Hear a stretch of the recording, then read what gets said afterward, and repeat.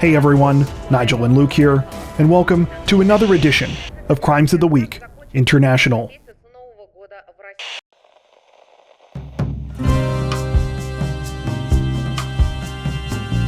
Authorities in the Australian state of Queensland say that they're searching for the unknown suspect behind an embarrassing armed robbery attempt this week after he tried to hold up a grocery store, but instead left with nothing but a face full of custard. According to reports, the incident took place at about 7:30 p.m. on April 13th when the suspect entered the grocery store in the suburb of Radcliffe. Wearing a mask and armed with a large knife, the man threatened two female employees at the business before heading towards the store's cash register. Unfortunately for the would-be robber, this is where his plan fell apart. While trying unsuccessfully to open the cash register drawer, one of the female employees chucked a container of custard at him, hitting him in the head. Now splattered in the sticky dessert and apparently out of ideas for how to open the register, the suspect fled the store empty-handed. Thankfully, neither of the two employees were injured during the incident. Police have since released surveillance images taken from the grocery store and are now hoping that members of the public will be able to identify the bumbling suspect. He's been described as being about 5 foot 11 inches tall, having a stocky build, and speaking with a Pacific Island or New Zealand accent. At the time of this recording, the man remains at large.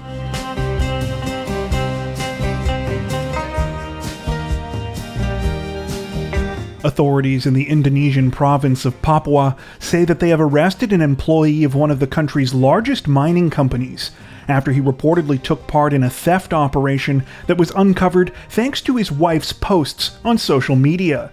According to reports, the whole thing started back in 2020, when at least 5 employees working for the mining company Freeport Indonesia began stealing concentrate at the Mile 74 mining site located in Mimika Regency. For those unfamiliar, concentrate is produced after raw ore is extracted from a mine, after which it is usually ground down and the waste is removed. The concentrate can then be refined and processed into pure metals like gold, silver, and copper in a smelter.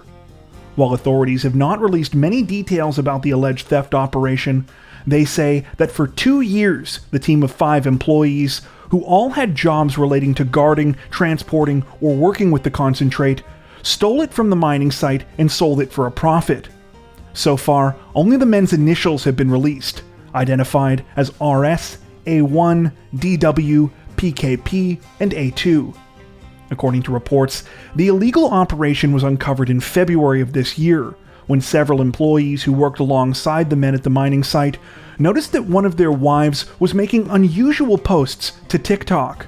In the posts, she appeared to be flaunting her and her husband's wealth, showing off their lavish house and expensive cars. Needless to say, the coworkers were suspicious, since they knew how much the man was paid, and that he couldn't have gotten rich working off of that salary. Eventually, they notified the company about the wife's social media posts, and the company reported the incident to police, who were allegedly able to uncover the men's illegal activities. This week, it was reported that the husband of the woman with the TikTok account had been arrested, but that the arrests of his alleged accomplices were still pending. The situation is under investigation.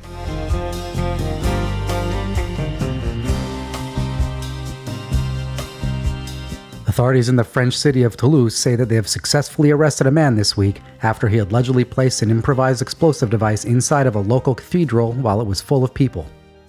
According to reports, the incident began at around 8:30 a.m. on April 8th while morning mass was being held at the Saint-Étienne Cathedral.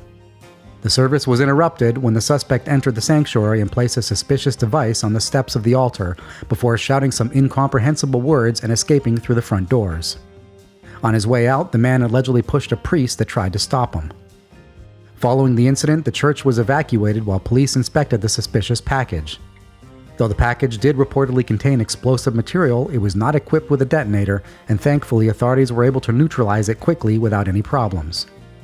In the meantime, a manhunt was carried out, which ended at around 10 a.m. when the suspect was successfully apprehended. While few details have been released about the case, police say that the suspect was previously known to them for offenses including drunk driving, drugs, and contempt of court.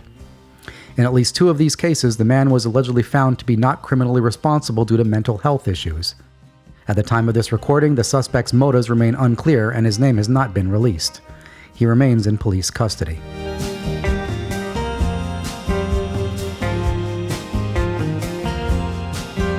Authorities in the Nigerian capital of Abuja say that they are investigating the death of a famous gospel singer this week, after she allegedly died under mysterious circumstances at a local hospital.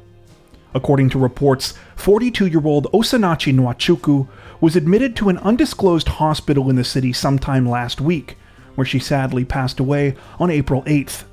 Though early reports stated that she had died as a result of throat cancer, it didn't take long for the story to change dramatically when allegations were made by Osinachi's family accusing her husband Peter of murdering her. In subsequent interviews with multiple different local news outlets, family members and neighbors of the late gospel singer alleged that she had been in an abusive relationship with Peter for years.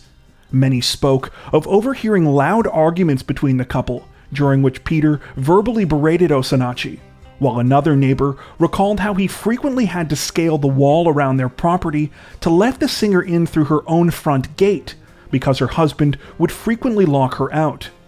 Two of Osinachi's sisters took the allegations even further, saying that they had been told that her real cause of death was from a kick to the chest that she had sustained during an argument with Peter.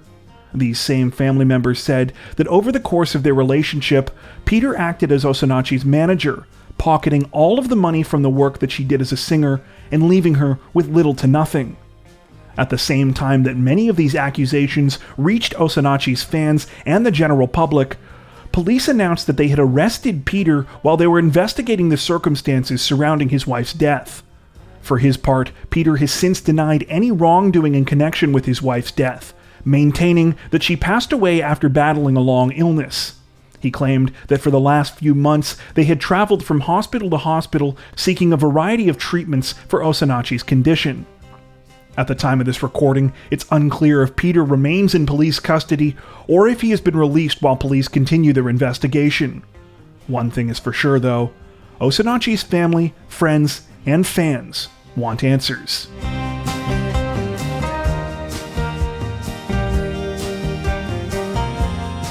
A recent crime story out of the Chinese municipality of Chongqing went viral this week after footage of the suspect's bizarre interaction with police was posted to Chinese social media. According to reports, the incident began on March 21st when the monks at the city's Phoenix Temple noticed a man sneaking around in their wishing pool. For those unfamiliar, this is the area where visitors throw coins which are used as donations for various causes, including temple maintenance. The area is usually filled with water, though at this time it was not, possibly because it was still too early in the season. When the monks took a closer look at what was going on, they realized that the man appeared to be stealing coins that had been thrown into the wishing pool. However, at some point the man realized he was trapped. He had been able to jump into the wishing pool with no problem, but the walls were too high for him to climb back out. Eventually, the monks of the temple called police, who arrived to investigate. When they spoke to the man, he initially tried to play the whole thing off like it was no big deal, claiming that he had jumped into the wishing pool just to take a look around. However, upon further questioning, he admitted that he had gone in to steal coins. Officers were able to rescue the man with a ladder, after which they simply let him go. According to reports, this was because the coins that he tried to steal amounted to such a small sum of money that police didn't think it was worth arresting or charging him over it. Embarrassed, the man apologized to the monks and then went on his way.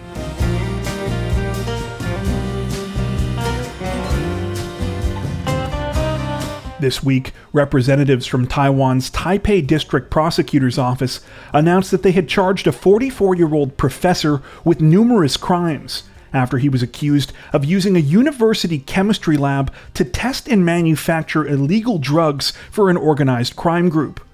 According to reports, the scheme, which has drawn comparisons to the television show Breaking Bad, first began a couple of years ago when an assistant professor and postdoctoral researcher named Zhang Enming found himself in financial trouble. Zhang had been involved in a cleaning detergent business in China, but the business had gone belly up, leaving him with debts totaling 1.82 million new Taiwan dollars, or roughly $63,000 US. Somehow, news of Zhang's debt made its way to a man named Xiao Guangzhi, who was the head of a Taiwanese drug trafficking organization. Xiao approached Zhang and offered him money if he would help to test the purity of his illegal drugs. Zhang accepted the offer, and from that point on began to test and even manufacture drugs for the organized crime group at the meager price of approximately $100 to $350 US per batch. To carry out the tests required, Zhang reportedly used the cutting-edge laboratory equipment available to him through his job in the chemistry department of National Cheng Kung University in the city of Tainan. According to reports, Zhang even had his unwitting students help out with his work, telling them that the substances they were testing were for cosmetics products. The whole thing finally came crashing down at the beginning of 2021, when another illegal drug manufacturing operation owned by the organization that Zhang was working for was busted in Yilong County. Based on communications and records discovered during the bust, authorities were able to link Zhang and his university chemistry lab to the organization. Zhang has now been charged with numerous offenses, the most serious of which is manufacturing a Category 3 drug. Sources we came across did not specifically mention what kind of jail time Zhang could be facing, but say that prosecutors have requested that the court impose a heavy sentence if he is convicted.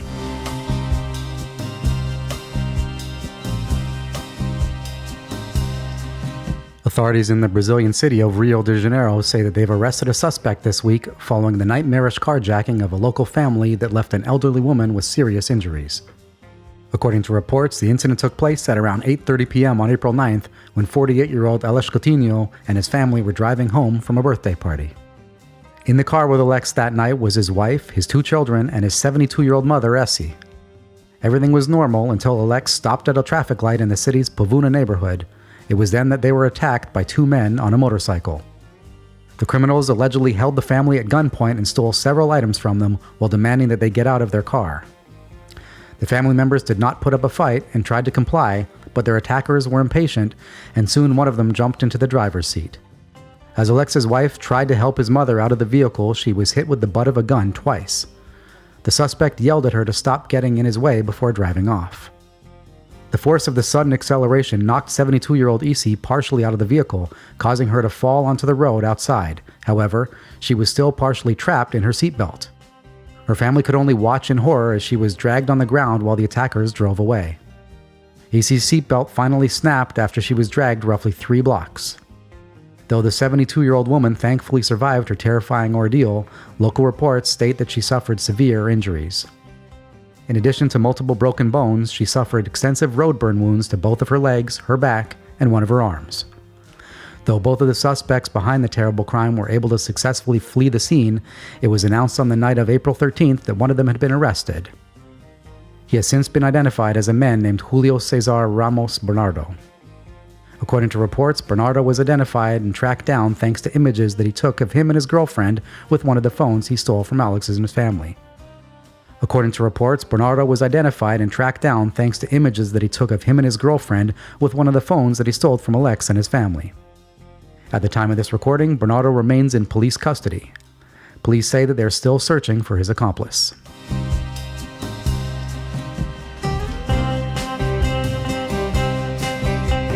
Authorities in the Indian capital territory of Delhi say that they have arrested a 30-year-old woman this week after she allegedly drugged and killed her husband because she was tired of his violent and abusive behavior.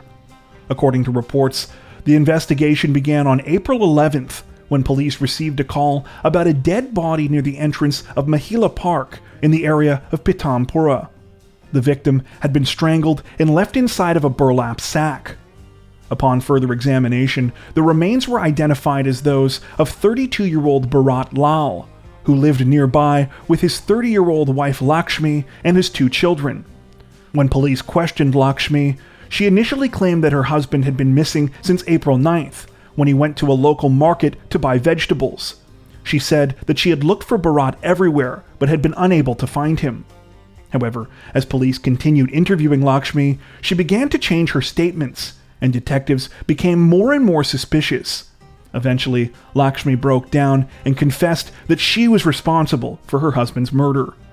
Lakshmi explained that she had been married to Bharat for 15 years, and throughout their entire relationship, he had been a violent alcoholic.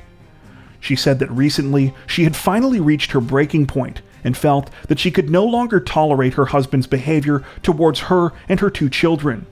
It was then that she decided to kill him. In order to carry out the crime, Lakshmi said that she had purchased sleeping pills months before the murder from her home village in Madhya Pradesh. Finally, on the night of April 9th, she spiked Bharat's liquor with 15 of the pills, which eventually knocked him out. Once her husband was unconscious, she strangled him to death before putting his body in a sack. The following morning, she had enlisted the help of her son to move the body to the park where it was later found. Following Lakshmi's confession, police were able to recover numerous pieces of evidence, including the liquor bottle that her husband drank out of, the ligature she allegedly used to strangle him, and the clothes that she wore during the crime. Lakshmi was placed under arrest, and at the time of this recording, the case is still under investigation. That brings us to the end of this edition of Crimes of the Week International. If you're a fan of the new series, don't forget to tell us in the comments section below. While you're there, make sure to subscribe to Crime Zone for more true crime content like this, making sure to hit the notification bell to stay up to date with our latest videos. Thank you for watching.